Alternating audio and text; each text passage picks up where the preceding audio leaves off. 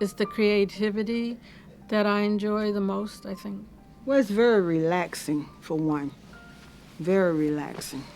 It gives you an opportunity to play with color, play with design. Quilting, it got my attention because you could make stuff, you know, and that was exciting to me. And so I've been making quilts ever since. I went to an art show and I saw an artistic quilt. And it was like painting with fabric, designing with fabric. And I said, that's what I want to do. I've always liked doing things with my hands. In high school, I took a class called needlecrafts, and we just did in and everything.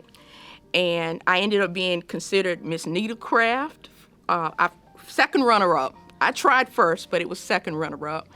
And I also won the Crisco Award when I got ready to graduate, and I went off to UNCG, where I ended up majoring in home economics education, which I thought would give me that career path of doing things with my hands. I started sewing when I was 6, 7, 8 years old. My mom was a seamstress, and I would make clothing for my dolls, and I always made all of my clothing. My fondest memory of quilting was sitting with my grandma, and we would go from Connecticut to Georgia every summer. And undoubtedly, we would be at my grandma's house, and there would be several women there. Could have been my aunts, could have been the neighbors, could have been my mom and my grandma, and they were quilting. And they were hand quilting.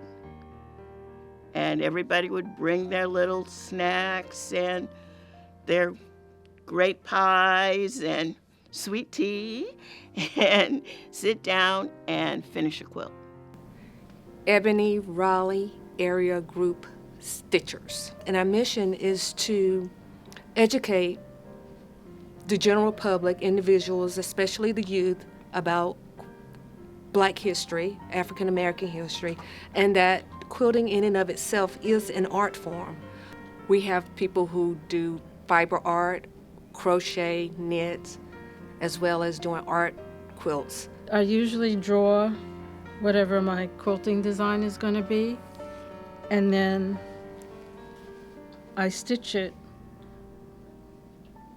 with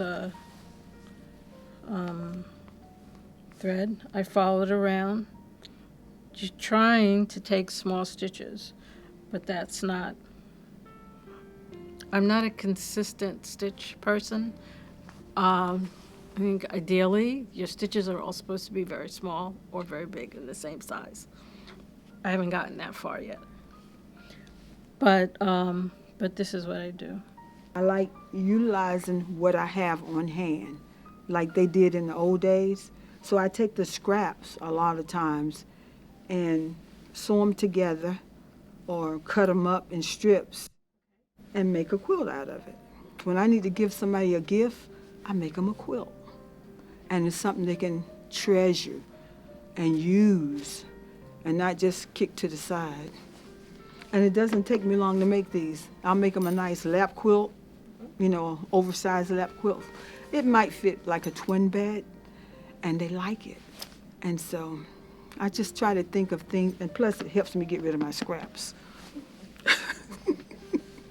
My jacket is actually a quilted jacket, and it has pockets. I put a little heart. Where is that heart? Oh, it's over here. It's a pocket. I'm just so excited about this. I kind of design as I go.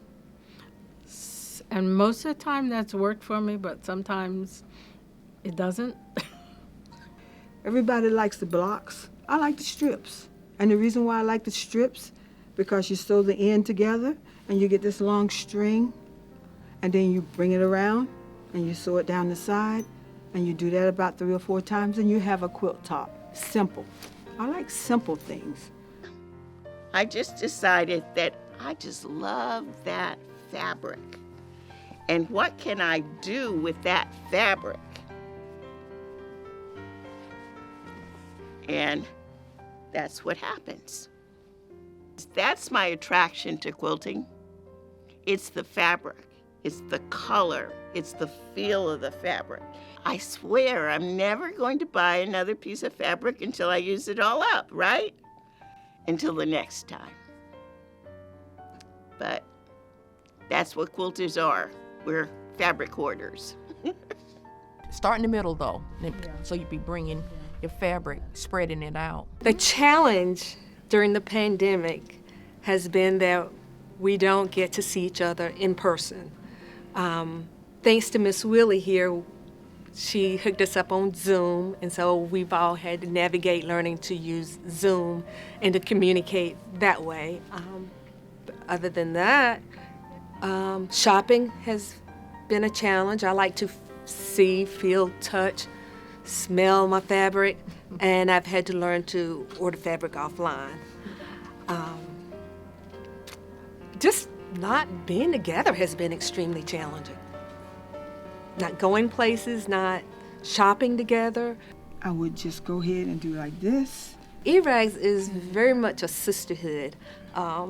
We do a lot of our quilting and sewing independently, in part because when we get together, we don't get a lot of work done. We're socializing and catching up, and kind of like we did when we got here today. Everybody's showing, this is what I did, see what I did, and stuff like that. So I see it very much as a fellowship, sisterhood.